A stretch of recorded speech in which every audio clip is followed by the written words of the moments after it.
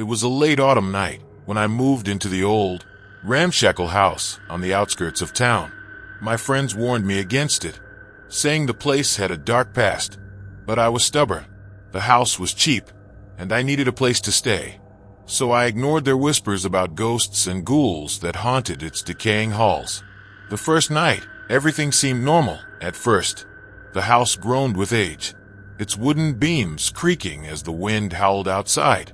It was a large, Victorian-style house with long corridors and narrow, dimly lit rooms. But as the clock struck midnight, strange things began to happen. I was sitting on the couch, reading a book, when I heard it, a soft, almost inaudible scratching sound coming from the corner of the room. At first, I thought it was just the house settling, but the noise persisted. Slowly, it grew louder. It wasn't the sound of nails scraping against wood. It sounded more like something dragging along the floor, like claws. I set my book down and stood up, trying to peer into the dark corner. There was nothing there. My heart pounded, but I shook it off, convincing myself that I was just being paranoid.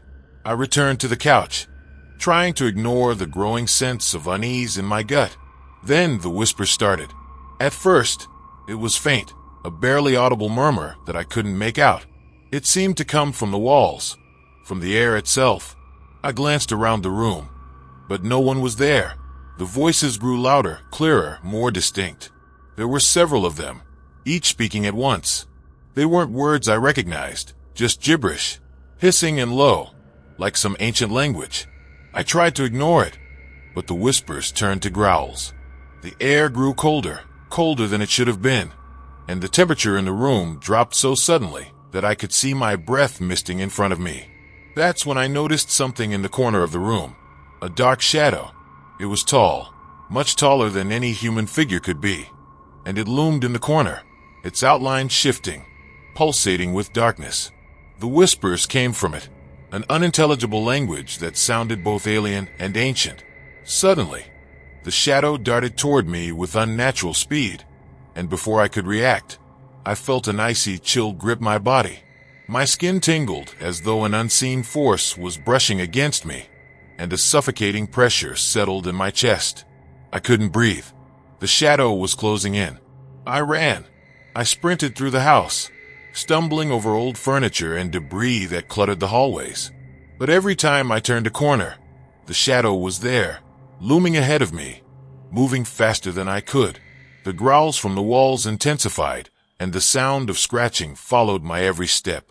I reached the staircase, and as I began to ascend, I caught a glimpse of something even worse, ghastly, pale faces emerging from the walls. Their eyes were hollow, empty sockets staring directly at me. Their mouths were stretched wide, frozen in silent screams. The faces were contorted with pain, as if they had been trapped in the walls for eternity. I froze for a moment, my heart hammering in my chest. Then, without thinking, I turned and bolted up the stairs. The walls seemed to pulse around me as I ran. I could feel the eyes of those trapped spirits following me, their silent screams echoing in my mind.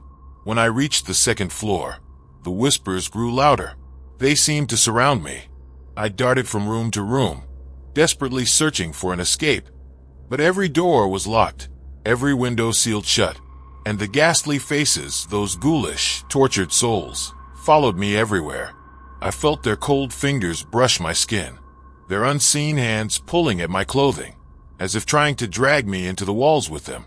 I didn't know how long I was trapped on that floor, desperately trying to find a way out. I could hear them coming closer, the scratching of claws on wood, the whispers turning to shrill cries. It was as though the house itself was alive, feeding on my fear. Finally, I reached the attic, the last place I hadn't explored. I slammed the door behind me, my breath ragged, the cold sweat running down my spine. But as I turned around, I froze. There, standing in the center of the room, was the same shadow, towering over me, its form shifting, its eyes glowing with an unnatural, fiery light. Then, the floor beneath me began to tremble. The walls cracked, and from the cracks poured more of the tortured spirits, their faces twisted in agony.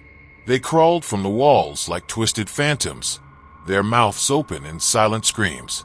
The shadow laughed, a deep, gurgling sound that sent shivers down my spine. "You shouldn't have come here," it whispered, its voice a mix of hundreds of others, each voice warped by pain and rage. "Now you belong to us." The temperature dropped even further, and I felt my strength leave me. My legs buckled beneath me as the air became thick with an oppressive weight. The shadow reached out toward me, its claws elongated and dripping with something dark, something that looked like blood. Just as it was about to touch me, I felt a burst of adrenaline, and with every ounce of strength I had left, I broke free. I ran toward the attic window, smashing it open with my elbow. The freezing wind hit me like a slap, but I didn't care. I climbed through the window and leapt out onto the roof, barely managing to catch the edge before falling. I don't know how I survived that night. I stumbled off the roof and fled into the night, not looking back at the house that had nearly claimed me.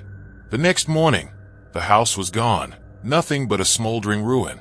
There was no sign of the ghouls, the shadow, or the tortured souls. But I know the truth. I know what happened that night. I know what still lurks in the shadows, waiting for the next soul foolish enough to step into the haunted walls of that house.